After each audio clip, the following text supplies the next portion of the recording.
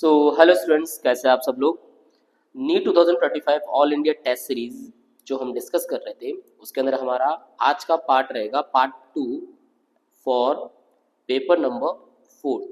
This is a full syllabus paper based on the NTA pattern. इससे पहले मैंने 3 video lecture जो है या 3 जो पेपर है वो आपके अपलोड कर दिए मेरे यूट्यूब चैनल पे।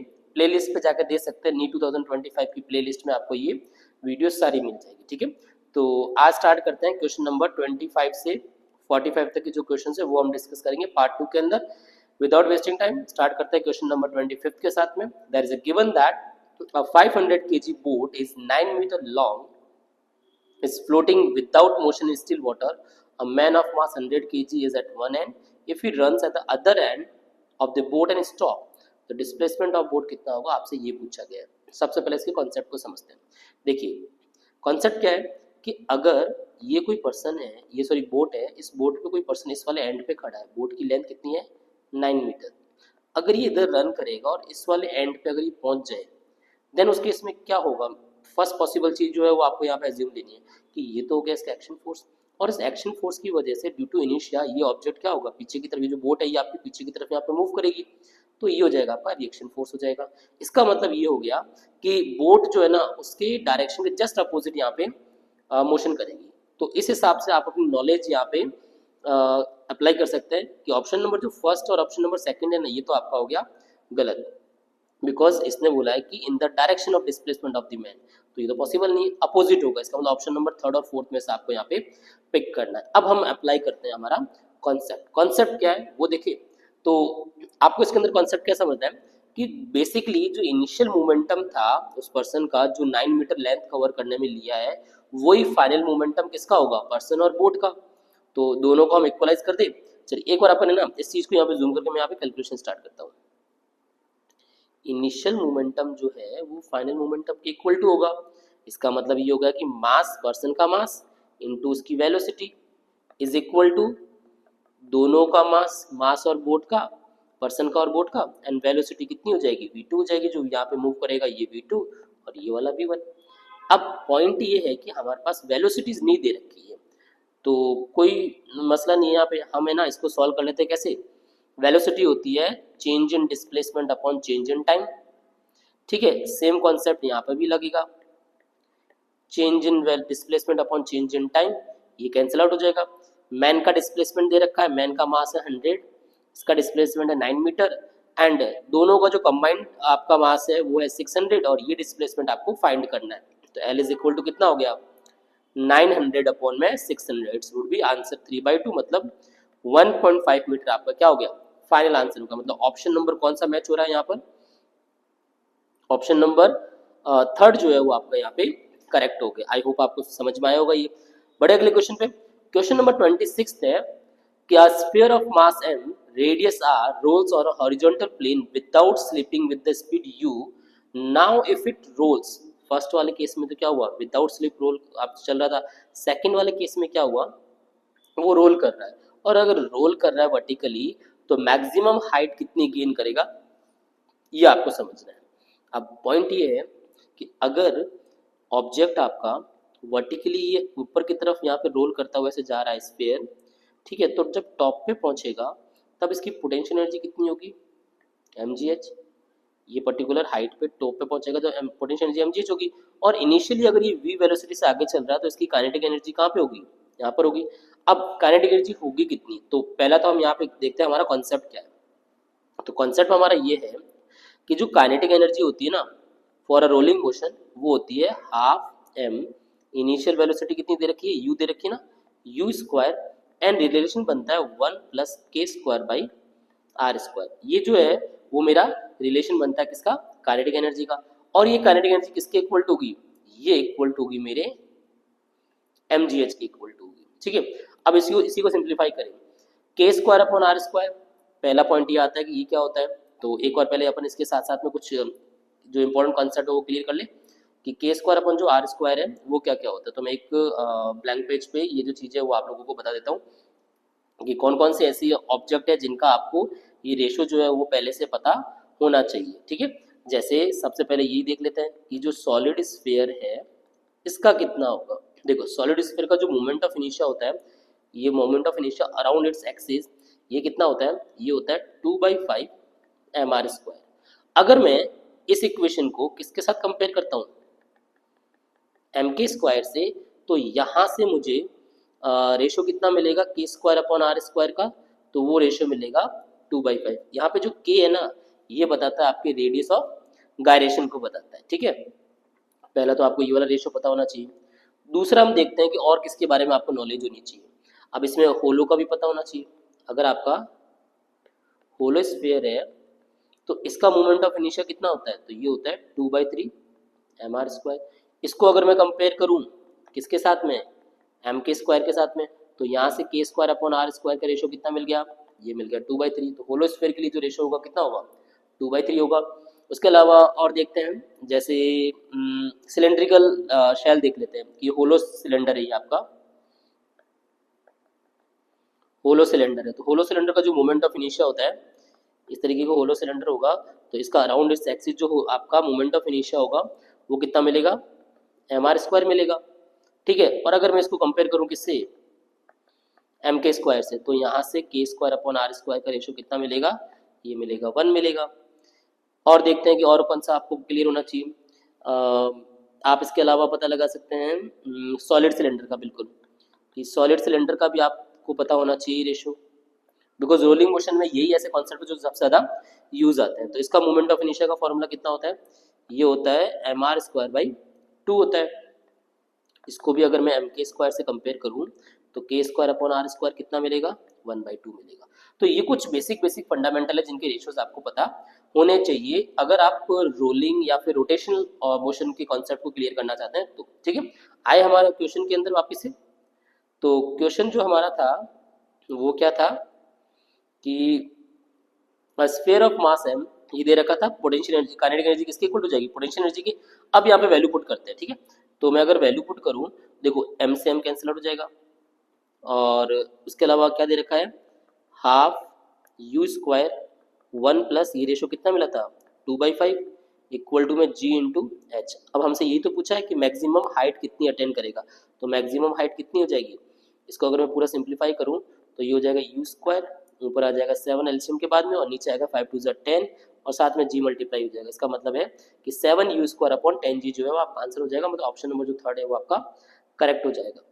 आई बात समझ में ये। चलिए अगले क्वेश्चन पे बढ़े। क्वेश्चन नंबर जो 27 है वो है कि which of the following statement is true about acceleration due to gravity of the earth where r is distance from the centre of the earth और capital R is the radius of the earth, ठीक है। तो पहले इसके concept को समझे। अब यहाँ पे बेसिकली आपको इसके अंदर क्या क्लियर होना चाहिए, मैं अपन वो समझ लेते हैं कि जैसे हिंदी में भी क्वेश्चन दे रखा है और आपसे बेसिकली गुरुत्व जो त्वरण है ना उसी के बारे में पूछा गया है ये। तो पहले तो इसके फॉर्मूला समझते हैं।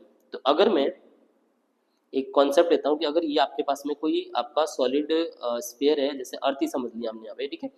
इसकी रेडियस जो है वो कितनी है, r है। अब दो पॉइंट आता है कि एक पॉइंट है यहाँ पर, ये पॉइंट P है जो अंदर की तरफ है, और एक पॉइंट है यहाँ कहाँ पे, बाहर।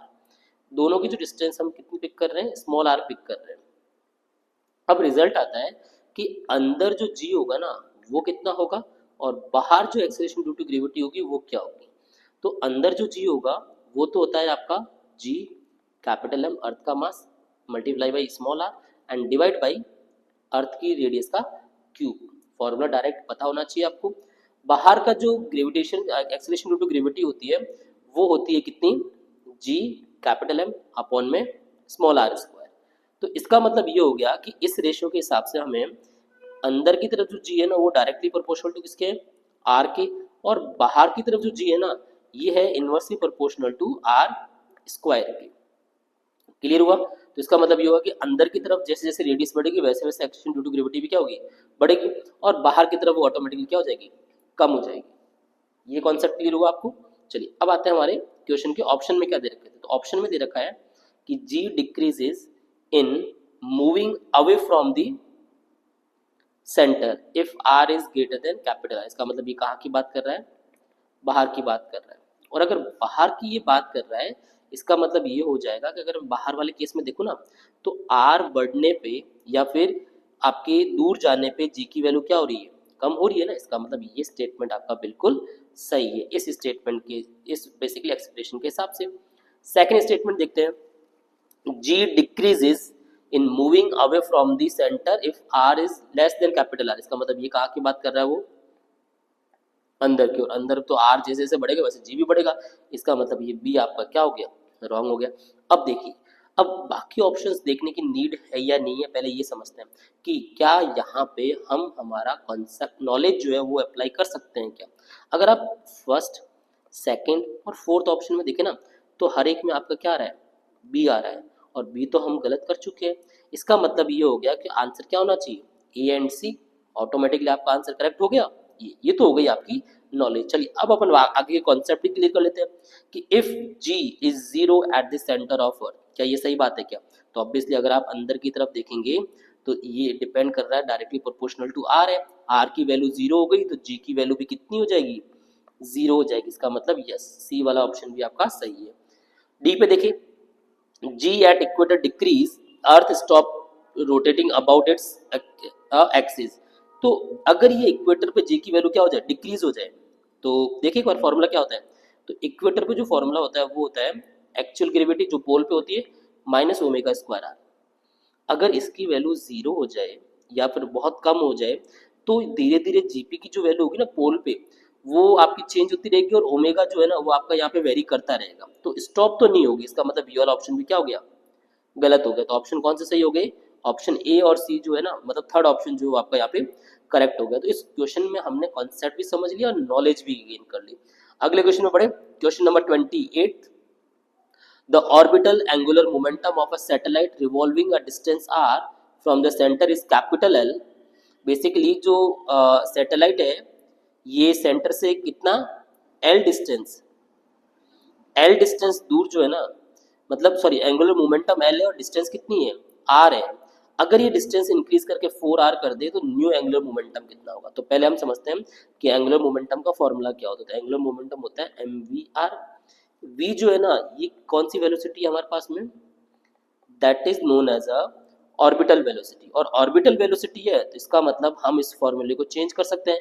ऑर्बिटल वेलोसिटी क्या होती है, capital G capital M upon में small R multiply with small R. अगर मैं इस फॉर्मूले को सिंप्लीफाई करूं तो रिजल्ट क्या आएगा, इसका रिजल्ट आएगा एम बाहर ही और अंदर मिल जाएगा जी एम और रूट में आर, ठीक है। और इस फॉर्मूले से हमें ये पता चल रहा है कि जो एंगुलर मोमेंटम है ना ये डायरेक्टली प्रोपोर्शनल टू किसके है, दैट इज आर के हैं। अगर इनिशियल मोमेंटम आपका क्या था, एल था, जब रेडियस कितनी थी, आर थी। सेकंड वाले में पूछा है कि नया मोमेंटम कितना होगा जब रेडियस कितनी हो गई, 4r। 4r का मतलब कितना होता है, 2 रूट में आर, ये कैंसिल आउट। तो जो नया मोमेंटम आएगा वो कितना आ जाएगा, 2l टाइम आ जाएगा। इसका मतलब ऑप्शन नंबर कौन सा मैच हो रहा है यहाँ पे, सेकंड जो ऑप्शन है वो आपका करेक्ट हो रहा है। आई होप आपको ये वाला क्वेश्चन भी समझ में आ गया होगा। चलिए अगले क्वेश्चन में बढ़े अपन। तो नेक्स्ट क्वेश्चन है आपका क्वेश्चन नंबर 29 कि for a given material the young modulus is 2.6 time of the rigidity modulus, Poisson ratio क्या होगा ये पूछा है। अब देखो ऐसा क्वेश्चन हम एक पहले भी कर चुके हैं और आपको इसमें डायरेक्ट फॉर्मूला पता होना चाहिए। क्या होता है डायरेक्ट फॉर्मूला, कि the Poisson ratio is equal to Young modulus divide by 2 into coefficient of rigidity या रिजिडिटी मॉडुलस माइनस का 1 हो जाएगा, ठीक है। अब अगर मैं इसको सॉल्व करूं तो क्या आंसर आएगा, यंग मॉडुलस की वैल्यू कितनी है, ये हमारे पास दे रखी है, that is a given 2.6 of Neeta divide में 2 ऑफ नीटा माइनस 1, ये दोनों कैंसिल आउट, तो ये हो जाएगा 1.3 माइनस 1, आंसर वुड भी कितना आ गया 0.3। मतलब पॉइजन रेशियो जो है वो कितना हो गया 0.3 हो गया। अच्छा अब एक बार पॉइजन रेशियो के बारे में समझते हैं कि पॉइजन रेशियो होता क्या है, ठीक है। मैं यहाँ पे आपको थोड़ा सा क्लियर कर देता हूँ कि पॉइजन रेशियो क्या होता है। अगर मैं पॉइजन रेशियो की बात करूं तो बेसिकली ये क्या बताता है कि कितना लेटरल स्ट्रेन हुआ है and divide by longitudinal strain, इन दोनों का जो रेशियो होता है ना that is known as a Poisson ratio. Lateral strain का मतलब होता है कि अगर आपके पास में ये कोई सिलेंड्रिकल ऑब्जेक्ट है, आपने इसको डिफॉर्म किया तो इसका डायमीटर के रेस्पेक्ट में जब कोई चेंज होता है ना, इसको हम क्या बोलते हैं, लेटरल स्ट्रेन बोलते हैं। और अगर इसकी लेंथ में, ये ऐसे लेंथ में अगर इसकी चेंज आ रहा है देन इसको हम क्या बोलते हैं, लॉन्गिट्यूडनल स्ट्रेन बोलते हैं। तो इन दोनों के स्ट्रेन का जो रेशियो होगा वही क्या होता है आपका पॉइजन रेशियो होता है। ठीक है, तो यहीं से आपको समझना पड़ेगा कि पॉइजन रेशियो होता क्या है। और जो कॉफिशिएंट ऑफ रिजिडिटी होती है ना, ये बेसिकली क्या बताता है, ये बताता है आपके कि शेयरिंग स्ट्रेन कितना है डिवाइड बाई लॉन्गिट्यूडनल स्ट्रेन कितना है, इनके रेशियो को कौन बताता है, कॉफिशिएंट ऑफ रिजिडिटी बताता है। तो इन तीनों के बीच में एक डायरेक्ट रिलेशन पता होना चाहिए कि सिग्मा इज इक्वल टू जो पॉइजन रेशियो है इज इक्वल टू क्या होता है, young modulus 2 of Neeta minus 1। ये डायरेक्ट फॉर्मूला जो है वो आपको अच्छे से पता होना चाहिए। ठीक है, चलिए वापस आइए हमारे कॉन्सेप्ट पे। तो बेसिकली हम जो पढ़ रहे थे वो क्वेश्चन नंबर 29 हमने कंप्लीट कर लिया था। क्वेश्चन नंबर 30 पे आते हैं। क्वेश्चन नंबर 30 क्या है कि that water is flowing with a velocity 2 metre पर second in a horizontal pipe where cross section area is 2 × 10⁻²। Pressure दे रखा है, तो प्रेशर बताना है कि जहाँ पे एरिया कितना हो जाए 0.01। अच्छा, पहले एक बार देखते हैं कि जो पहला वाला जो पाइप है इसका एरिया कितना है। अगर मैं इसको डेसिमल में कैलकुलेट करूँ ना, there would be 0.02 metre square, जबकि दूसरा वाला पाइप वो कितना 0.01 है। इसका मतलब है कि पाइप की जो basically area cross section area ना कम हो गया, और क्रॉस सेक्शन एरिया कम हो गया इसका मतलब वेलोसिटी यहाँ पर बढ़ जाने वाली है। अच्छा, किस कॉन्सेप्ट के हिसाब से वो समझे, तो कॉन्सेप्ट क्या है कि इक्वेशन ऑफ कंटिन्यूटी जो है ना वो आपको एक रिलेशन देती है कि बेसिकली एरिया और वेलोसिटी का जो आपका मल्टीपल होगा that would be always constant. मतलब area A1V1 is equal to A2V2 के हो जाएगा। तो इस फॉर्मूले से हम एक बार पहले वेलोसिटी कैलकुलेट करें कि जो 0.01 मीटर स्क्वायर पे इसमें वेलोसिटी कितनी है। फर्स्ट वाला एरिया कितना दे रखा है आपको, दैट इज अ 2 × 10⁻²। वेलोसिटी दे रखी है 2। सेकेंड वाला जो एरिया है वो है 0.01 है, तो इसको मैं ऐसे लिख दूँ, दैट इज अ 1 × 10⁻²। और दूसरी वेलोसिटी आपको निकालनी है। अगर मैं कैंसिल आउट करूँ तो V2 इज इक्वल टू क्या मिलेगा, 4 मीटर पर सेकेंड आ गया। ठीक है, ये तो हमें मिल गई वेलोसिटी कौन सी, दूसरा लैंड की। अब बात करते हैं कि प्रेशर कितना होगा। तो by using Bernoulli's principle, that is a Bernoulli's जो प्रिंसिपल है ना वो हमें यहाँ पे हेल्प करेगा प्रेशर निकालने के लिए। बर्नौलीज प्रिंसिपल क्या होता है पहले एक बार वो समझे, तो इसको भी कॉन्सेप्ट को यहाँ पे साथ के साथ मैं पिक कर लेता हूँ। That is a Bernoulli's principle जो है ना वो basically law of conservation of energy बताता है कि अगर आपके पास में कोई एक ऐसा सिस्टम है जिसके अंदर वाटर फ्लो कर रहा है ये इस तरीके से, जहाँ पे इसका एरिया A1 है, इस पे लगने वाला प्रेशर P1 है, यहाँ से प्रेशर आपका P2 जो पास हो रहा है, और एरिया जो है A2 है। ये ग्राउंड से पर्टिकुलर जो हाइट है ना ये H1 हाइट है और ये वाली H2 हाइट है, और जो वाटर फ्लो कर रहा है ये वेलोसिटी V1 है और ये वेलोसिटी V2 है। तो बेसिकली बर्नौलीज प्रिंसिपल क्या बोलता है कि जो प्रेशर है और जो काइनेटिक एनर्जी बेसिकली यहाँ पे मेंशन होती है हाफ रो वी स्क्वायर, क्योंकि मास यहाँ पे गिवन नहीं होता, डेंसिटी गिवन होती है, तो हाफ रो वी स्क्वायर। और जो पोटेंशियल एनर्जी है जिसको रो जी एच से करते हैं, ये इसका हमेशा जो टोटल एनर्जी है वो आपकी क्या रहती है, कांस्टेंट रहती है। इसका मतलब हम कह सकते हैं, अब जैसे हमारे पास इस वाले क्वेश्चन में तो आपको हाइट का कोई रोल नहीं है। इसका मतलब है कि अगर हाइट अगर जीरो हो जाए ना, दोनों हाइट ही, तो इनिशियली प्रेशर प्लस उसी पॉइंट पे जो काइनेटिक एनर्जी होगी वो किसके इक्वल टू होगी, P2 plus half rho V2 की स्क्वायर होगी। ठीक है, तो इसका मतलब है कि एनर्जी हमेशा आपकी क्या रहती है, कंजर्व रहती है। आई होप आपको ये कॉन्सेप्ट क्लियर हुआ होगा। हम इसको क्वेश्चन में अप्लाई करें तो क्वेश्चन आपका था कि बर्नौलीज प्रिंसिपल के हिसाब से प्रेशर P1 कितना दे रखा है, स्टार्टिंग का जो प्रेशर दे रखा है वो दे रखा है आपको 4 × 10⁻4। क्लियर है, और प्लस में क्या आ जाएगा, प्लस में हो जाएगा हाफ डेंसिटी जो वाटर की होती है वो होती है 10⁻3, और वेलोसिटी जो है वो दे रखी है कितनी 2, तो 2 का स्क्वायर हो जाएगा 4 इज इक्वल टू किसके होगा, दूसरा प्रेशर आपको फाइंड करना है, और ये हो जाएगा 1 × 10⁻3 और वेलोसिटी 4 आई थी तो इसका स्क्वायर हो गया 16। अगर मैं इसको पूरा कैलकुलेट करूं तो मुझे आंसर क्या मिलेगा, तो जो मुझे आंसर मिलेगा वो मिलेगा कितना, after simplifying all the value we will get, ये कितना हो जाएगा, that is a P2 is equal to 4 × 10⁻4 and minus क्या होगा इसमें से, माइनस हो जाएगा कितना 4 और ये 16 इधर शिफ्ट होगा, तो ये हो जाएगा कितना 12 का डिवाइड हो जाएगा 6 × 10⁻3 जो है वो माइनस हो जाएगा। तो अगर मैं इसको पूरा कैलकुलेट करूँ तो मेरा आंसर क्या आएगा, तो आंसर आना चाहिए आपका इसको एक काम करते हैं, ऐसे लिख देते हैं 40 इंटू 10 की पावर 3, इसमें से माइनस करते हैं 6 इंटू 10 की पावर 3, तो आंसर होना चाहिए 34 इंटू 10 की पावर 3। 34 इंटू 10 की पावर 3 है क्या हमारे ऑप्शन? देखो दो ऑप्शन दे रखे हैं, एक 3.4 ये और एक 3.4 ये। अगर पावर कैलकुलेट करो तो एक डेसिमल के बाद ऑप्शन नंबर जो थर्ड है ना, ये आपका करेक्ट हो रहा है, क्योंकि एक डेसिमल के बाद पावर आपकी एक बढ़ जाएगी, 10 की पावर 4 हो जाएगी। क्लियर है ये? ठीक है, तो ये क्वेश्चन थोड़ा सा कैलकुलेटिव था, बट आपको कॉन्सेप्ट क्लियर है तो इस क्वेश्चन का फाइनल आंसर आपको मिल ही जाएगा। Question number 31, the length of sonometer wire is 95 centimetre 100 centimetre and दोनों केसेस में ट्यूनिंग फॉक जो है वो 5 बीट पर सेकंड प्रोड्यूस कर रहा है, तो फ्रीक्वेंसी होगी कितनी उस फॉक की? तो देखो इसमें क्या है, आपको सिंपल से याद रखना है कि जो फ्रीक्वेंसी होती है ना, that is inversely proportional to the length of tuning fork, या जो भी सोनोमीटर है उसकी लेंथ पे। अब बीट कितना प्रोड्यूस हो रहा है? 5। इसका मतलब ये हुआ कि अगर आप स्टार्टिंग की बात करें कि अगर f-5 या फिर f माइनस में मतलब फ्रीक्वेंसी कम हो रही है, तो उस केस के अंदर लेंथ बढ़ेगी, और अगर लेंथ बढ़ेगी तो कितनी होगी? 1 अपॉन में, अब हमारे पास यहाँ पे दो लेंथ है, 95 और 100 है, कौन सी लिखी जाएगी? 100 सेंटीमीटर लिखी जाएगी। क्यों? बिकॉज फ्रीक्वेंसी कम होने पे लेंथ बढ़ गई। इसी को दूसरे कंडीशन में देखिए कि अगर ये फ्रीक्वेंसी बढ़ जाए, बीट फ्रीक्वेंसी +5 हो जाए, देन इस केस के अंदर लेंथ आपकी कम हो जाएगी, 1/95 हो जाएगी। अगर मैं इसको कैलकुलेट करूँ तो मेरा आंसर क्या आएगा? तो इसका आंसर आना चाहिए आपका, दैट इज इसको मैं यहाँ पे कैलकुलेट कर लेता हूँ, एक काम करूँ, यहाँ देख लेते हैं, इस वाले पार्ट को मैं हटा दूँ क्या? आप लोगों ने अगर इसको नोट कर ही लिया होगा तो मैं इसको इरेज कर देता हूँ यहाँ पर, एंड इरेज करने वेट, इस वाले पार्ट को मैं यहाँ से रिमूव कर देता हूँ, वेट। ओके, अब देखिए, तो f-5 upon f+5 is equal to 95 upon में 100। क्लियर है ये?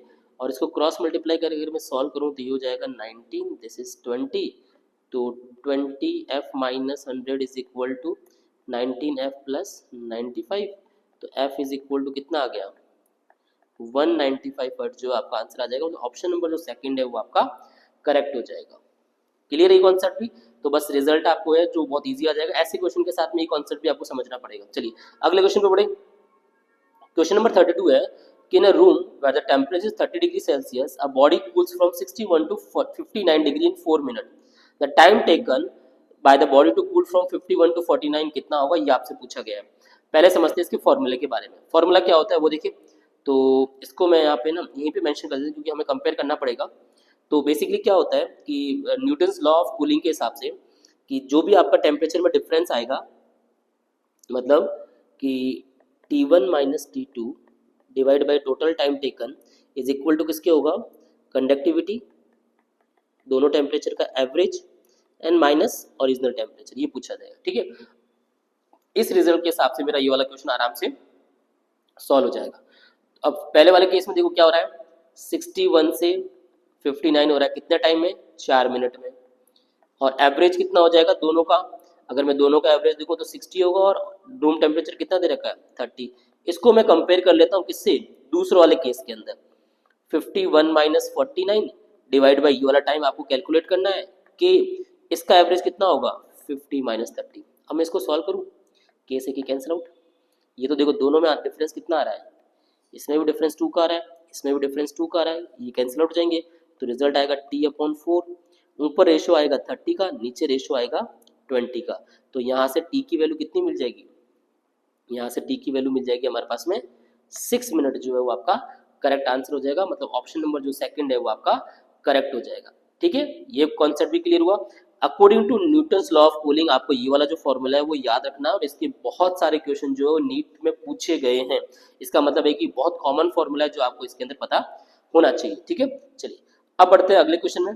नेक्स्ट क्वेश्चन है हमारा कि 1 mole of an ideal gas gamma is equal to 5/3 at 120 degree Celsius compressed adiabatically. देखिए हिंट मिल चुका है कि एडियाबैटिकली है, और अगर एडियाबैटिकली है तो इसका मतलब ये हुआ कि आपको इसके अंदर वॉल्यूम, टेम्परेचर और प्रेशर के एक दूसरे के साथ रिलेशन पता होना चाहिए। अब हमारे पास यहाँ पे क्या है, एक तो टेम्परेचर है और दूसरा जो वॉल्यूम है, इन दोनों के बारे में बात कर रहा है, और अगर इन दोनों के बारे में बात कर रहा है तो रिलेशन आपको पता होना चाहिए। ऐसे क्वेश्चन हम पिछले 2 चैप्टर में 2 पेपर जो किए उसमें भी हमने डिस्कस कर चुके हैं। ठीक है, क्या होता है फॉर्मूला वो समझे। एक काम करता हूँ, मैं आपको इसको सारी कंडीशंस क्लियर कर देता हूँ। यहाँ पर देखो, अगर आपका प्रोसेस कैसा हो, एडियाबैटिक प्रोसेस हो तो उस केस के अंदर प्रेशर और जो वॉल्यूम की पावर गामा जो होगा ये हमेशा क्या रहेगा, कांस्टेंट रहेगा। मतलब दोनों केस के अंदर ये वैल्यू आपकी कुछ ऐसी लिखी जाएगी। यही कॉन्सेप्ट आपका किस में आ जाए, वॉल्यूम और टेम्परेचर में आ जाए। तो टेम्परेचर और वॉल्यूम में क्या होगा, T1 V1 gamma -1 is equal to T2 V2 gamma -1 हो जाएगा। ठीक है, ये टेम्परेचर वॉल्यूम का हो गया। तीसरा, अगर आपका प्रेशर और टेम्परेचर का पूछे तो क्या लिखोगे, तो प्रेशर टेम्परेचर होता है P gamma temperature 1 minus gamma is equal to P2 gamma temperature 1 minus gamma. ठीक है, तो इस कॉन्सेप्ट के साथ में हम क्या फाइंड कर सकते हैं, तीनों कंडीशन आपको पता होनी चाहिए एडियाबैटिक प्रोसेस की। अच्छा, एडियाबैटिक प्रोसेस का वर्क डन कितना होगा, तो इसका वर्क डन होता है N number of moles into gas constant divide by relation आपका क्या हो जाएगा यहाँ पे, दैट इज अ गामा -1 और साथ साथ टेम्परेचर क्या हो जाएगा T2 माइनस T1 हो जाएगा। ये तो किसका हो गया, एडियाबैटिक का। अगर आपसे पूछ लिया जाए कि आइसोथर्मल का बताओ, तो आइसोथर्मल में प्रेशर P1 V1 किसके इक्वल टू होता है, P2 V2 के, और इसका जो वर्क डन का फॉर्मूला वो होता है 2.303 nRT log V2 by V1। ये फॉर्मूला किसका होता है, आइसोथर्मल के वर्क डन का होता है। ठीक है, आपको ये चीज क्लियर हो गई होगी आपको। चलिए अब आ जाता है हमारे क्वेश्चन के अंदर। क्वेश्चन में आपको कौन सा फॉर्मूला यूज में लेना है, ये वाला फॉर्मूला यूज में लेना है, और वर्क डन निकालने के लिए ये वाला फॉर्मूला यूज में लेना है। अप्लाई करें दोनों क्वेश्चन, इसको अप्लाई करें क्वेश्चन में। तो क्वेश्चन नंबर आपका 33 था, मैं ये वाला पार्ट इरेज कर रहा हूँ, आप लोगों ने नोट कर लिया होगा, ये मैंने इरेज कर दिया यहाँ पर।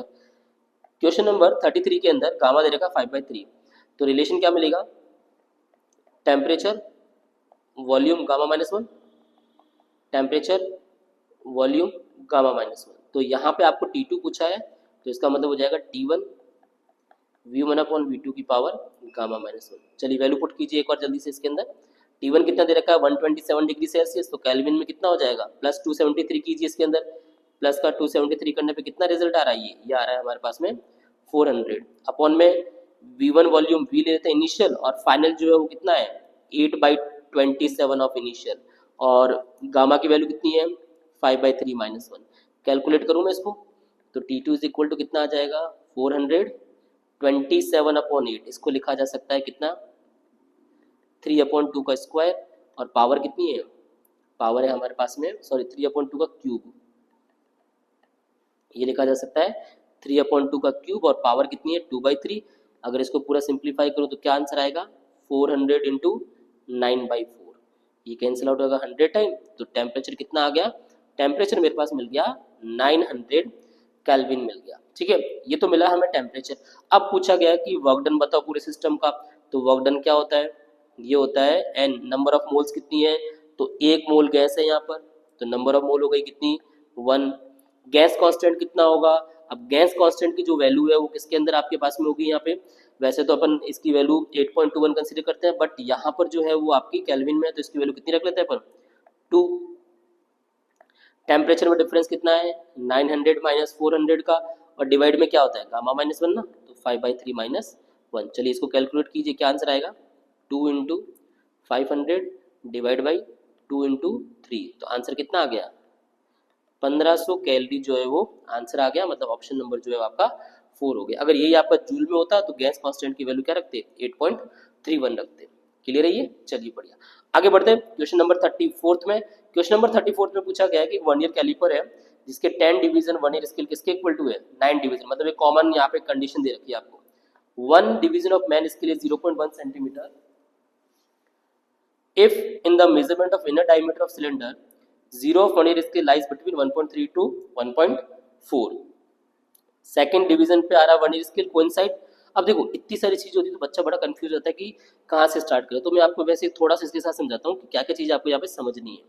सबसे पहले आप इसमें निकालिए लीस्ट काउंट क्या है। देखो लीस्ट काउंट कैसे निकलता है, तो लीस्ट काउंट का फॉर्मूला होता है 1 MSD माइनस 1 VSD होता है। ठीक है, तो अगर यहाँ पे देखें ना तो 10 वर्नियर स्केल किसके इक्वल टू है 9 मैन स्केल के, तो इसका मतलब 1 MSD इज इक्वल टू क्या हो जाएगा 9/10 ऑफ MSD, और इसको पूरा अगर मैं सॉल्व करूँ तो क्या रिजल्ट आएगा 1/10 MSD, और एक मैन स्केल पे कितना रिजल्ट है 0.1 का, तो 1/10 इंटू 0.1 आंसर आ जाएगा 0.01 सेंटीमीटर। ये तो मेरे को क्या मिल गया लीस्ट काउंट मिल गया। अब लीस्ट काउंट मिल गया तो डायमीटर निकालने के लिए या रीडिंग निकालने का क्या फॉर्मूला होता है, मैन स्केल की रीडिंग कितनी है plus least count into number of division कितने हैं, जो कौन से हैं, वर्नियर स्केल के। तो एमएसआर देखो कितना दे रखा है, एमएसआर की वैल्यू दे रखी है यहाँ पर कि 0 किसके बीच में लाई कर रहा है 1.3 से। अब मतलब कुछ इस तरीके से होता है कि आपका 1.3 तो यहाँ पर है, उसके बाद में 1.4 यहाँ पे है, यहाँ कहीं बीच में जो है ना वो वर्नियर स्केल का 0 आपका यहाँ पे लाई कर रहा है। तो इसका मतलब है कि जो रीडिंग एमएसआर की होगी वो कितनी होगी 1.3, लीस्ट काउंट है 0.01, और कौन सा डिवीजन मैच हो रहा है, सेकंड डिवीजन जो है कोइंसाइड कर रहा है। इसका मतलब you have to multiply with the 2।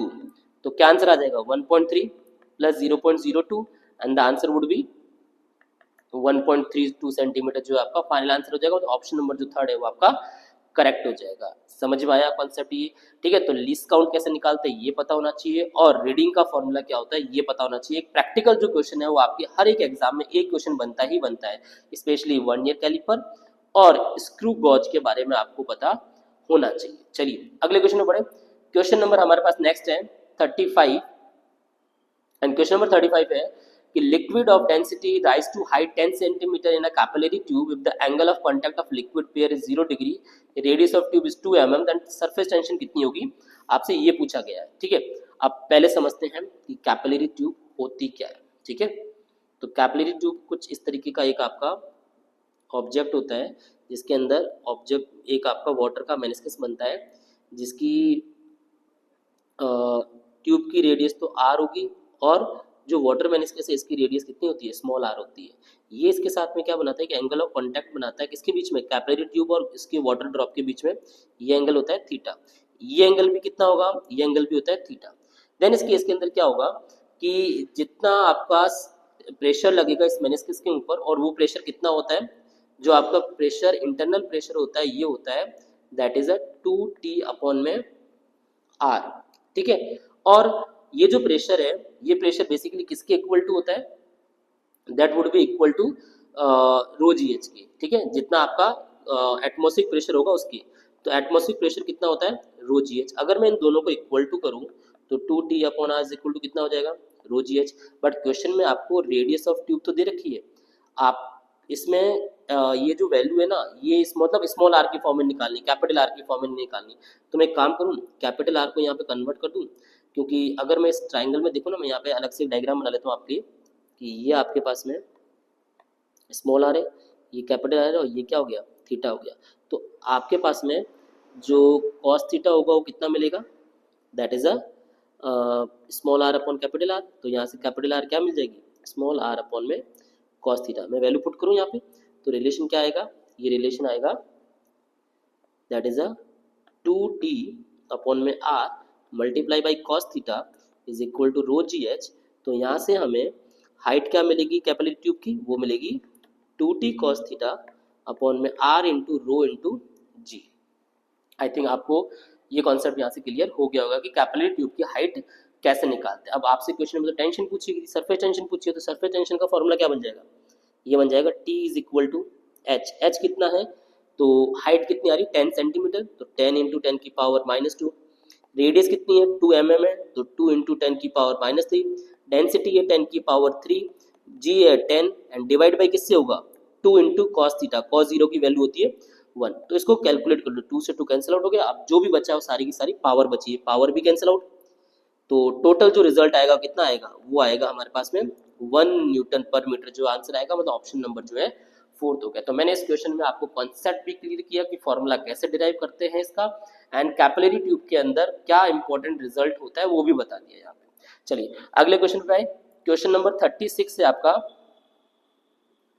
That in a parallel plate capacitor has 2 layers of dielectric.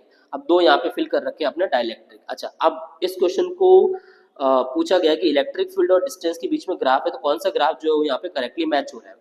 आपको क्या आइडिया होना चाहिए, आपको सिर्फ इतना पता होना चाहिए कि पैरेलल प्लेट कैपेसिटर के अंदर जो इलेक्ट्रिक फील्ड होता है, नेट इलेक्ट्रिक फील्ड होता है कितना है, सिग्मा अपॉन एप्सिलॉन होता है। अगर इसमें मीडियम फिल कर दिया जाए तो उस मीडियम में इलेक्ट्रिक फील्ड कितना होगा, सिग्मा अपॉन में के एप्सिलॉन। इसका मतलब है कि अगर के की वैल्यू बढ़ेगी तो मीडियम की वैल्यू क्या होगी, इलेक्ट्रिक फील्ड की वैल्यू क्या होगी, कम होगी। और अगर दोनों में देखूं तो 0 से D में तो के की वैल्यू 2 है, और डी से 3D में के की वैल्यू कितनी है, 4 है। इसका मतलब के की वैल्यू बढ़ेगी तो इलेक्ट्रिक फील्ड की वैल्यू कम होगी। ऑप्शन नंबर सेकंड में देखे ना, तो यहाँ पर तो इलेक्ट्रिक फील्ड ये रहा और यहाँ इलेक्ट्रिक फील्ड ये रहा, बढ़ गया। अच्छा, आपको अगर पैरेलल प्लेट कैपेसिटर प्लेट्स का अगर इलेक्ट्रिक फील्ड और उसका ग्राफ याद है, तो इलेक्ट्रिक फील्ड और आर का जो ग्राफ बनता है वो क्या होता है, कांस्टेंट होता है। क्यों? बिकॉज इलेक्ट्रिक फील्ड का जो फॉर्मूला होता है वो आर के ऊपर डिपेंड करता ही नहीं है, तो इसका मतलब कांस्टेंट होगा। तो ऑप्शन थर्ड और फोर्थ तो वैसे भी गलत हो गई। बच्चे आपके फर्स्ट और सेकंड एलिमिनेट कीजिए। जिसमें के की वैल्यू बढ़ रही है वहाँ इलेक्ट्रिक फील्ड आपको क्या करना है, कम करना है। सेकंड में यहाँ पे इलेक्ट्रिक फील्ड देखो बढ़ गया यहाँ पे, तो इसका मतलब ये गलत हो गया। ऑप्शन नंबर जो फर्स्ट है वो आपका करेक्ट ऑप्शन हो गया। क्लियर है ये? चलिए ग्रेट, बहुत बढ़िया। क्वेश्चन नंबर 37 पे आए। An alpha particle of 1 mega electron volt kinetic energy is moving on a circular path of uniform magnetic field. The kinetic energy of proton to be moved in the same magnetic field in circular path of double radius कितना होगा, ये पूछा गया। तो पहले इसके concept को समझते हैं। एक बार मैं इसका थोड़ा सा एक्स्ट्रा पेज दे देता हूँ, अगर हमारे पास है यहाँ पे, यस अवेलेबल है। तो सबसे पहले देखते हैं कि अगर कोई चार्ज जो है ना, एक मूविंग चार्ज है, अगर ये किसी मैग्नेटिक फील्ड में एंटर करता है तो इसकी कैसे बिहेव करेगा। लाइक जैसे अगर आपके पास में ये मैग्नेटिक फील्ड है, ठीक है, एंड मैं क्या कर रहा हूँ, एक चार्ज जो है ना वो इसमें एंटर करा रहा हूँ यहाँ पर। तो ये चार्ज एंटर हुआ, यहाँ पहुंचा, तो इस चार्ज के ऊपर जब ये एंटर, इस वेलोसिटी इधर v है, तो इसके ऊपर एक फोर्स लगेगा जो कहाँ पे लगेगा, अंदर की तरफ, that is a magnetic force, जिसकी वजह से ये क्या करेगा, एक सर्कुलर रोटेशन करना स्टार्ट कर देगा चारों तरफ इसकी। बाहर की तरफ जो फोर्स लगेगा वो क्या लगेगा, सेंट्रीपिटल फोर्स लगेगा। तो इसका मतलब है कोई भी मूविंग चार्ज मैग्नेटिक फील्ड में एंटर करेगा तो कैसा मोशन करेगा, सर्कुलर मोशन। तो ये कब तक सर्कुलर करेगा, जब तक एफ एम इक्वल टू किसके हो, एफ सी के। एफ एम क्या होता है, q v b, q charge, v velocity, b magnetic field होगा जो अंदर की तरफ है, इक्वल टू किसके, सेंट्रीपिटल फोर्स की। तो यहाँ से मुझे क्या मिल जाएगा, यहाँ से मुझे एक रिजल्ट मिल जाएगा, दैट इज अ वेलोसिटी का रिजल्ट मिल जाएगा। और वेलोसिटी कितनी मिली है यहाँ पर, अगर मैं इसको कैलकुलेट करूँ, वी से वी कैंसिल आउट, ये मिलेगा क्यू बी आर अपॉन में एम।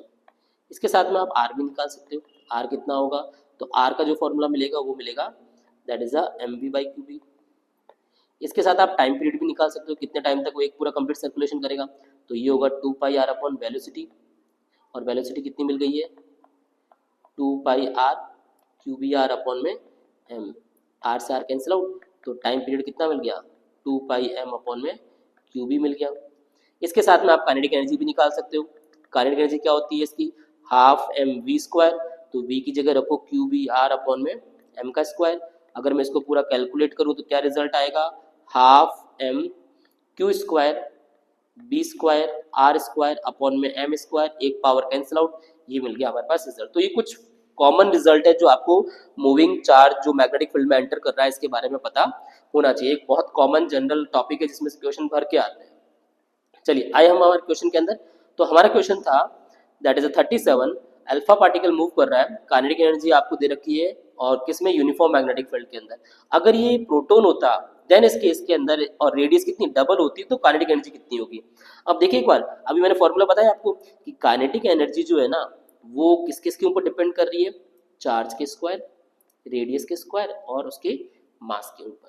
तो काइनेटिक एनर्जी अगर आपकी अल्फा पार्टिकल की बात करूं तो चार्ज हो जाएगा कितना, प्रोटॉन का 2 टाइम, तो स्क्वायर करोगे तो प्रोटॉन के चार्ज का 4 हो जाएगा। रेडियस उसने ऑलरेडी दे रखी थी r, r square, divide by mass कितना होता है, तो ये प्रोटॉन का 4 गुना होता है। बढ़िया।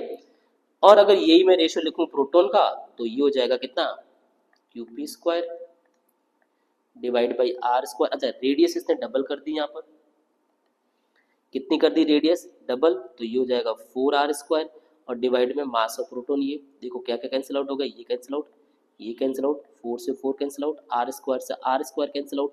इसका मतलब ये हुआ कि kinetic energy of alpha particle जो है ना डिवाइड बाय काइनेटिक जो प्रोटॉन, दैट वुड बी कितना हो गया, ये हमें मिल गया 1/4। इसका मतलब ये हो गया काइनेटिक एनर्जी ऑफ प्रोटॉन कितनी हो गई, 4 time of kinetic energy of alpha particle. Alpha particle दे रखा था 1, तो ये कितना हो जाएगा, that is a 4 mega electron volt, जो आपका फाइनल आंसर हो जाएगा। आई थिंक आपको कॉन्सेप्ट पूरा समझ में आएगा इस पूरे टॉपिक का और इस क्वेश्चन से रिलेटेड। ठीक है, चलिए आगे बढ़े क्वेश्चन में। तो क्वेश्चन नंबर 38 है कि दैट इज वोल्टेज दे रखा है 200 root sine omega T plus 5, initial phase दे रखा है 45 डिग्री एंड करंट का फेज दे रखा है, सॉरी इनिशियल फेज है 15 डिग्री और करंट का फेज है 45 डिग्री, मतलब डिफरेंस कितना आ गया, पाथ डिफरेंस कितना आ गया, ये मिल गया हमारे 30 डिग्री। किसके बीच में, वोल्टेज एंड करंट के बीच में। आपसे पूछा एवरेज पावर कितनी होगी, तो एवरेज पावर का क्या फॉर्मूला होता है, तो एवरेज पावर होती है आपकी v r m s i r m s into में कॉस फाइव। अब वी आर एम एस तो दे नहीं रखा, तो इसको आप कैलकुलेट कर लो कैसे, v naught upon root two i naught upon root two multiply by cos phi. Initial कितना फेस डिफरेंस आ रहा है, 30 डिग्री का यहाँ पे फेस डिफरेंस आ रहा है। वैल्यू पुट करूँ मैं, वी नॉट है आपका कितना 200 रूट टू, आई नॉट है 2 डिवाइड बाई 2 कैंसिल आउट, और कॉस 30 कितना होता है रूट 3 बाई 2, ये आपका इससे कैंसिल आउट हो जाएगा। तो जो फाइनल आंसर आएगा वो कितना आएगा, तो average power would be 100 root 6 जो है वो आपका आंसर हो जाएगा। ठीक है, अच्छा अब इस क्वेश्चन के साथ में कुछ टॉपिक मुझे बताइएगा आप लोग कि what is the path difference of pure capacitor circuit और what is the initial phase of the pure inductor circuit between V और आई के बीच में जो इनका इनिशियल फेस होता है वो कितने डिग्री का होता है, ये आप मुझे बताइएगा। और किसके अंदर करंट जो है ना वो लीड करती है और किसमें करंट जो लैग करती है, ये मुझे आप कमेंट सेक्शन में बताइएगा इस क्वेश्चन से रेस्पेक्ट में।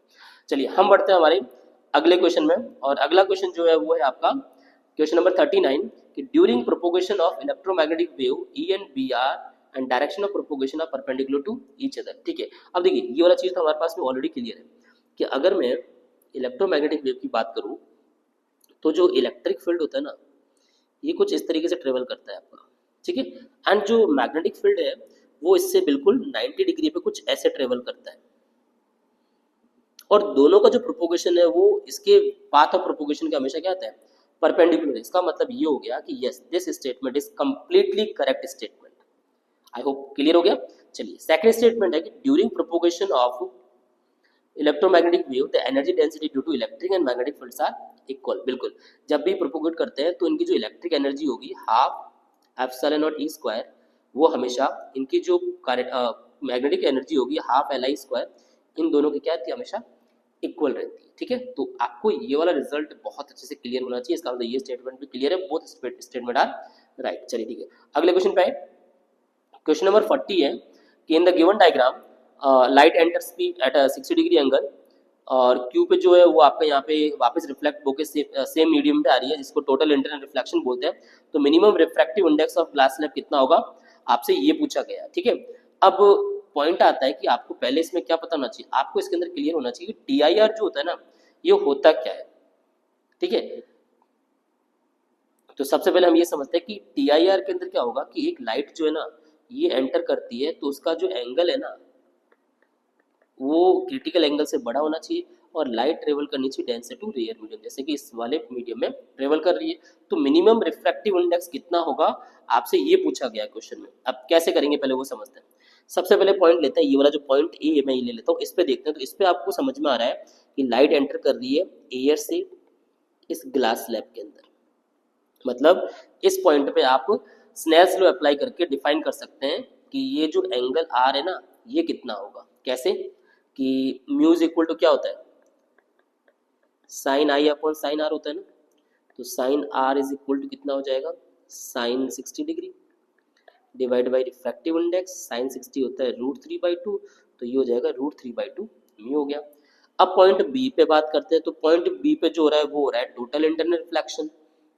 अब टोटल इंटरनल रिफ्लेक्शन कब होगा, जब ये इंसिडेंस एंगल क्रिटिकल एंगल से क्या हो बड़ा हो।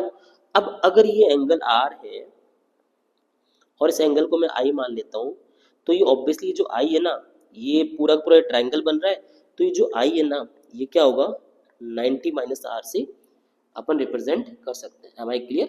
तो इसका मतलब ये हुआ कि साइन 90 माइनस आर है ना that should be greater than, या फिर ऐसे अगर हम लिखिए कि टोटल इंटरनल रिफ्लेक्शन कब होगा जब इंसिडेंस एंगल किसके इक्वल ग्रेटर देन हो क्रिटिकल एंगल के। मतलब अगर मैं दोनों तरफ अप्लाई करूं sine I is greater than sine I C, तो ये हो जाएगा sine 90 minus R greater than of sine I C, और साइन 90 माइनस आर क्या होता है कॉस आर होता है। क्लियर है ये। क्या कॉस आर को हम ऐसा कुछ कन्वर्ट कर सकते हैं जिसमें साइन आर की वैल्यू मिल जाए हमारे पास में, तो ऑब्वियसली इसको हम क्या लिखा जा सकता है, इसको लिखा जा सकता है रूट में 1 माइनस साइन स्क्वायर आर। चलिए अब वैल्यू पुट करते हैं, साइन स्क्वायर आर कितना है, तो ये हो जाएगा रूट में 1 माइनस दैट इज रूट 3 का square 3 divide by 4 multiply mu square is greater than sine I C. और साइन आई सी जो होता है वो अकॉर्डिंग टू स्नेल्स लॉ या फिर according to total internal reflection किसके इक्वल होता है, 1 अपॉन म्यू के। तो ये हो जाएगा 1 upon mu, both side squaring करें तो ये रिजल्ट आ जाएगा 1 upon mu square. And after simplifying the value we will get 1 is greater than 7/4 mu square. तो म्यू स्क्वायर की जो वैल्यू होगी वो क्या होगी, 7/4 से बड़ी होगी। स्क्वायर हटाए तो क्या रिजल्ट आएगा, तो mu square sorry mu is equal to greater than of root 7/4। कितना होता है ये आप कैलकुलेट करके मुझे बताइएगा और चेक कीजिए कि कौन सा ऑप्शन इसके अंदर यहाँ पे आपका करेक्ट ऑप्शन है। जो आपका ये वैल्यू होगी that is the minimum refractive index of this glass slab. ठीक है, चलिए मैं बढ़ता हूँ अगले क्वेश्चन में। Question number 41। क्वेश्चन नंबर 41 जो है अगेन एक आपका प्रैक्टिकल टॉपिक है जिसके अंदर आपको रेजिस्टेंस बताना है गैल्वेनोमीटर का by using half deflection method और एक एक्सपेरिमेंटल डाटा दे रखा है। ये अब एक्सपेरिमेंटल डाटा दे रखा है इसका मतलब है कि आपको इसके अंदर डायरेक्ट पता होना चाहिए कि अगर रेजिस्टेंस ऑफ गैल्वेनोमीटर निकालते हैं तो इसका रिजल्ट क्या होता है, that is the given resistance multiply by shunt resistance and divide by difference of resistance. ठीक है, तो पहले वाले का रिजल्ट देखिए, तो पहले वाले रिजल्ट कितना आएगा, इसका जीवन की वैल्यू निकालते हैं, जीवन कितना हो जाएगा। तो अगर मैं यहाँ पर अलग अलग कैलकुलेट करूँ, फर्स्ट जीवन कैलकुलेट करता हूँ, आर कितना दे रखा है 3300, एस की वैल्यू कितनी दे रखी है 80 एंड अगर मैं इनको डिफरेंस करूँ तो कितना आएगा, दैट इज 3220। कैलकुलेट करने पे अप्रॉक्सीमेट आंसर कितना आएगा इसकी वैल्यू। अब देखो यहाँ पे हमने माइनस किया, इसका मतलब थोड़ी सी वैल्यू जो है ना वो आपकी मतलब 80 से ज़्यादा आएगी। तो मैं एक काम करता हूँ, लगभग कितना कंसिडर कर लेता हूँ यहाँ पर 82 ओम कंसिडर कर लेता हूँ या अप्रॉक्सीमेट ले लेता हूँ। ठीक है, G2 की वैल्यू क्या होगी, ये भी ऐसी फॉर्मूले से कैलकुलेट कीजिए, that is 5000 multiply by 80 and divide by कितना हो जाएगा डिफरेंस, ये हो जाएगा 4920। तो इसकी वैल्यू भी लगभग क्या होगी 80 से ज़्यादा, मतलब लगभग 80 ओम।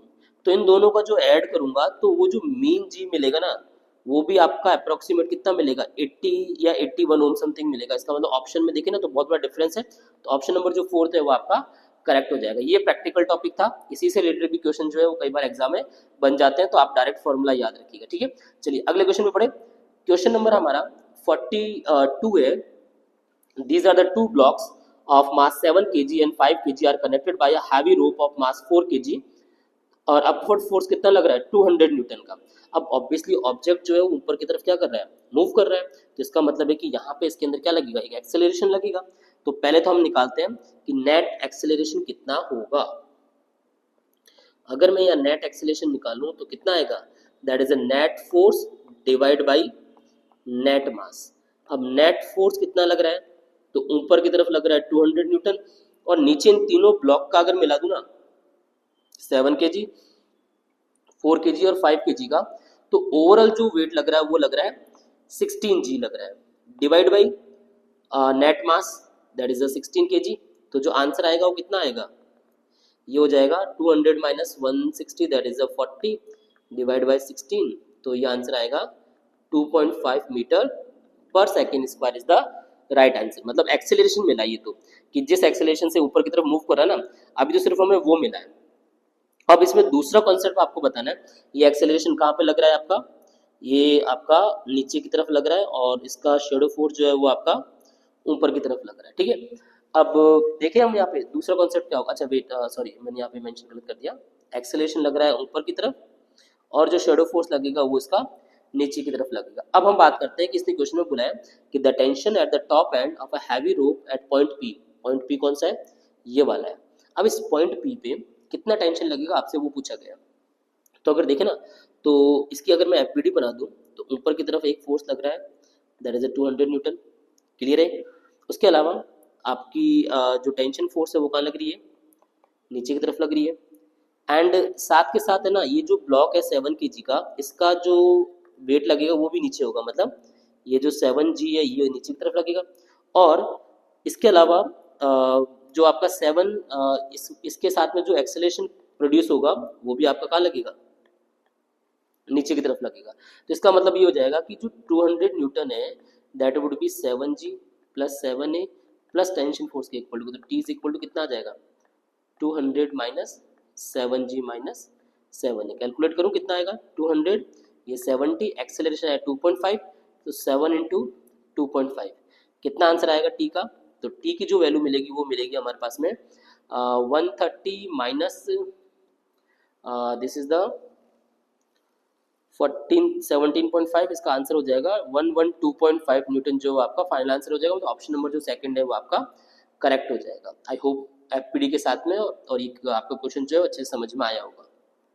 Question number 43, a locomotive mass m starts moving so that velocity starts varies as a v is equal to k root s, s यहाँ पे डिस्टेंस है और आपसे क्या पूछा गया है कि टोटल वर्क डन क्या होगा। अच्छा, वर्क डन का फॉर्मूला क्या होता है पहले वो समझे।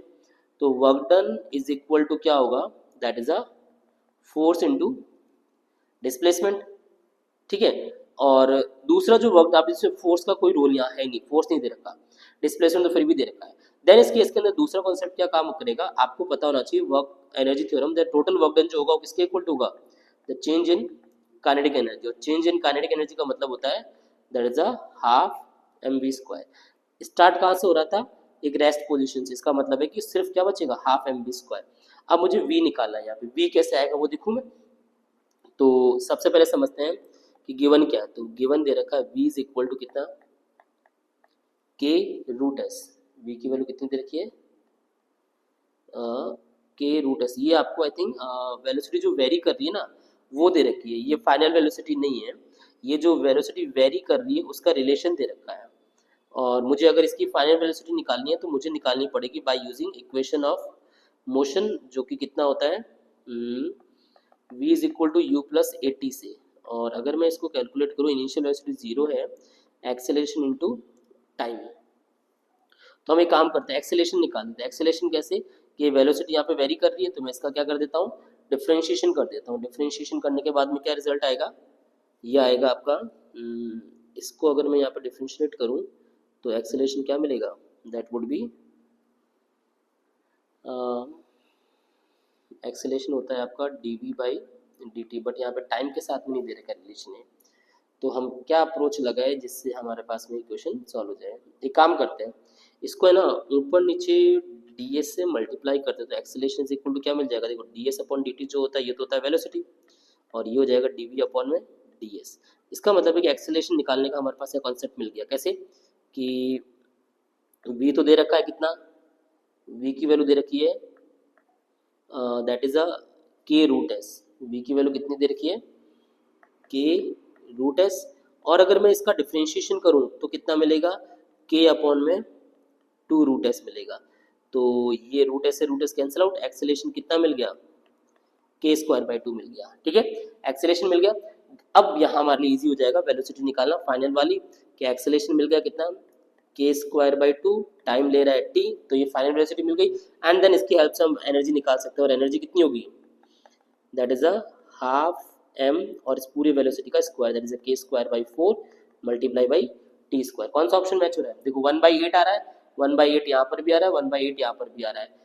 k की पावर कितनी आ रही है, सॉरी k की पावर आ रही है 4, और k की पावर 4 है, t का स्क्वायर है और साथ साथ m, इसका मतलब t का स्क्वायर है, मतलब ऑप्शन नंबर जो फर्स्ट है ना वो आपका यहाँ पे करेक्ट है। थोड़ा सा कैलकुलेटिव क्वेश्चन था, बट ऐसे क्वेश्चन जो है थोड़े से आपके कंपटीशन क्रिएट करते हैं, ठीक है।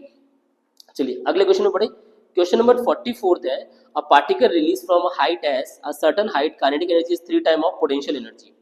तो उस केस के अंदर हाइट क्या होगी और स्पीड कितनी होगी ये पूछा गया आपसे, ठीक है। तो इस क्वेश्चन को मैं ना ऐसे सॉल्व करता हूँ। ये समझिएगा, आपको ये तो पता है कि अगर ऑब्जेक्ट कोई सा भी आपका रिलीज किया जाएगा तो टोटल एनर्जी जो रहेगी वो हमेशा क्या रहेगी, कंजर्व रहेगी इसका। और टोटल एनर्जी जो है वो होती क्या है, वो होती है आपकी कितनी, kinetic energy plus potential energy होती है, यही होती है। तो हम एक काम करते हैं, टोटल एनर्जी जो है अगर किसी ऑब्जेक्ट को एस साइड से आपने ड्रॉप किया है तो टोटल एनर्जी कितनी हो जाएगी mgs, मतलब mgs। काइनेटिक एनर्जी को हम यहाँ पे लेट कर लेते हैं कितना कि सॉरी पोटेंशियल एनर्जी को लेट करें, क्योंकि इसने बोल रखा है kinetic energy 3 time of the potential energy, इसको लेट कर लेते हैं x, तो ये हो जाएगा कितना 3x। तो यहाँ से हमें रिजल्ट क्या मिलेगा 4x का, 4x is equal to mgs, तो x जो है वो कितना मिल जाएगा mgs बाई 4 मिल जाएगा। इसका मतलब है कि जो पोटेंशियल एनर्जी है वो कितनी मिल गई, mgs/4। और इससे जो है ना वो हमें हाइट भी मिल गई कि अगर मैं इसको कंपेयर करूं तो किस हाइट से ड्रॉप किया गया, वो s/4 पे। इसका मतलब है कि ऑप्शन नंबर फर्स्ट और फोर्थ में s/4 आ रहा है। फिर दूसरा इसमें पूछा गया एनर्जी वेलोसिटी बताओ। अगर पोटेंशियल एनर्जी इतनी मिली है तो काइनेटिक एनर्जी कितनी मिलेगी, तो काइनेटिक एनर्जी मिलेगी 3 टाइम ऑफ mgs अपॉन में 4। काइनेटिक एनर्जी अगर मैं इसको कैलकुलेट करूं हाफ mv² से तो क्या रिजल्ट आएगा, ये आप कैलकुलेशन कर सकते हैं, ज़्यादा इतना टफ नहीं है। सब चीज़ें कैंसिल आउट होगी, v की वैल्यू कितनी मिलेगी, वो मिलेगी √3hs/2। और √3gs जो आपका 2 है वो ऑप्शन नंबर जो फोर्थ है वो आपका गलत मतलब सही है। अच्छा इसमें एक देखिएगा कि आपको ना थोड़ा सा कंफ्यूजिंग रहेगा, यहाँ पे √3gs/2 है। एक बार थोड़ा सा मैं क्लीन कर देता हूँ ये। अगर आप देखें ना तो यहाँ पे √3gs अपॉन में 2 है और ये होल रूट है, तो आपको ये थोड़ा सा ध्यान रखना होगा कि आपका जो आंसर है ना उसमें होल रूट 2 आया, होल रूट 2 आया, इसका मतलब ऑप्शन नंबर जो फोर्थ है ये आपका करेक्ट ऑप्शन होगा। ध्यान रखिएगा इस चीज का भी, कई बार एक्साइटमेंट में बहुत गलती कर देते हैं बच्चे इस चीज को लेके, ठीक है। चलिए अगले क्वेश्चन में पढ़े, लास्ट एंड फाइनल क्वेश्चन है हमारा 45। मैं एक काम करता हूँ, बाकी पार्ट जो है वो सारा इरेज कर देता हूँ।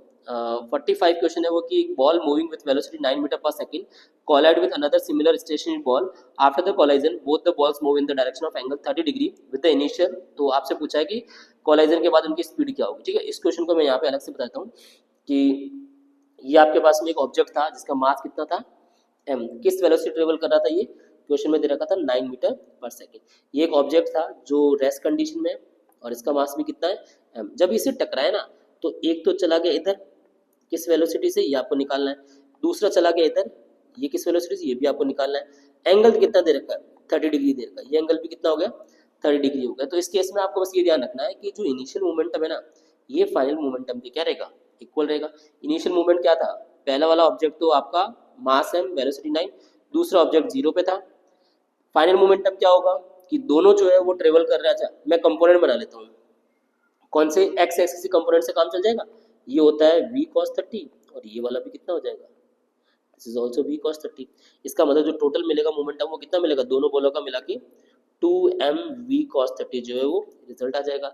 m से m cancel out, 9 is equal to कितना मिल गया 2v cos 30 होता है √3/2 एंड 2 से 2 कैंसिल आउट, v की वैल्यू कितनी मिल गई 9 अपॉन में √3। इसको चाहो तो रैशनलाइज कर लो तो कितना आंसर आ जाएगा 9 upon √3 the answer would be 9 √3 upon में 3, जो कि फाइनल आंसर कितना हो जाएगा 3 √3 मीटर पर सेकंड स्क्वायर पर मीटर पर सेकंड जो आंसर हो जाएगा। चेक करें ऑप्शन कौन सा है, यस ऑप्शन नंबर जो सेकंड है वो आपका करेक्ट हो जाएगा, ये होगा, ठीक है। आई थिंक आपको ये क्वेश्चन समझ में आए होंगे। मैंने 2 पार्ट के अंदर ये खत्म किए हैं। फर्स्ट पार्ट में 1 से 24 तक के क्वेश्चन डिस्कस किए थे, सेकंड पार्ट में 24 से 45 तक के क्वेश्चन डिस्कस किए। हर एक क्वेश्चन के साथ मैंने आपको कॉन्सेप्ट भी क्लियर किया और नॉलेज भी क्लियर किया है, ठीक है। आप इन्हीं क्वेश्चन को एक और वापस से ट्राई कीजिए, वीडियो को पॉज करके हर एक क्वेश्चन को खुद से ट्राई कीजिए एंड देन देखिए कि आपके कितने नंबर ऑफ क्वेश्चन जो है वो सही हो रहे हैं, ठीक है।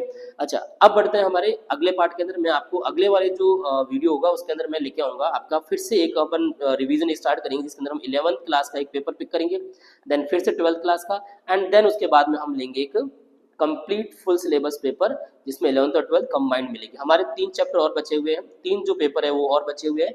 हमने 4 पेपर ऑलरेडी डिस्कस कर लिए हैं। नेक्स्ट जो टारगेट रहेगा वो नेक्स्ट 3 वीक के लिए जो टारगेट रहेगा वो नेक्स्ट 3 पेपर का रहेगा, ठीक है। स्टे ट्यून, आप पेपर के साथ में जुड़े रहिए, हर एक क्वेश्चन को खुद से सॉल्व कीजिए और पूरी वीडियो जो एंड तक देखिए, आपको इसमें बहुत फायदा होगा, बहुत बेनिफिशियल रहेंगे आप 2025 की टेस्ट सीरीज के लिए। चलिए बहुत बढ़िया, मिलते हैं नेक्स्ट सीरीज के अंदर। Thank you so much.